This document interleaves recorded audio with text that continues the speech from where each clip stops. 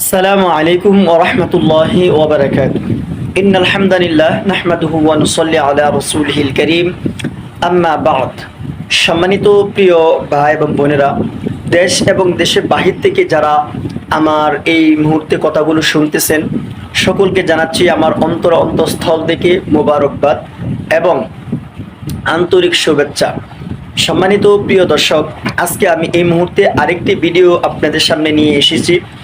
সেই বিষয়টা হলো যে আমরা সমাজে চলাফেরা, উঠা বসা, অর্থাৎ একটা মানুষ জীবনে চলার পথে খারাপ মানুষ, ভালো মানুষ, পরিচিত অপরিচিত অনেক মানুষের সাথে আমাদের উঠা বসা হয়। কিন্তু বিষয় হলো আমরা কাজের কথা কম বলি, অযথা কথা বেশি বলি। অযথা কাজের কথা আমরা কম বলি, অযথা কথা আমরা বেশি বলি। এটা হলো আমাদের স্বভাব, মানুষের একটা তবিয়ত, স্বভাব। আসলে এই সব ভালো না। সম্মানিত প্রিয় দর্শক, আসলে আমি আপনাদেরকে বোঝানোর জন্য চেষ্টা করতেছি, যেটা হলো আমরা চলাফেরা, উঠা বসাই, আমাদের মানুষের সাথে আমাদের চলতে হয়, কিন্তু আমরা অযথা কথা আমরা পরিহার করি এবং ভালো কথা ভালো কথা অল্প হোক, দু একটি হোক, কিন্তু ভালো কথা বলার জন্য আমরা চেষ্টা করি। অযথা কথা আমরা কম বলি। কারণ আল্লাহর রসুলের একটি হাদিস আছে, মান নাজাতা সামা, যে ব্যক্তি চুপ থাকে সে নাজাত পায়। আর যারা কথা বেশি বলবে, অযথা কথা বেশি বলবে এবং হিসাবও তাদেরকে বেশি দিতে হবে। যত কথা কম বলা যায় ততই আপনার জন্য মঙ্গল।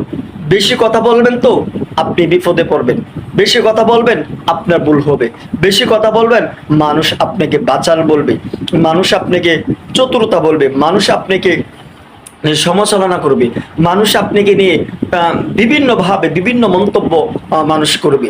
এই জন্য আমরা কথা কম বলবো, কাজ আমরা বেশি করব। তাহলে দেখবেন অবশ্যই মানুষের কাছে আপনি সম্মান পাবেন, মানুষের কাছে আপনি ভালোবাসা পাবেন, মানুষের কাছে আপনি আপনাকে উপস্থাপন করতে পারবেন।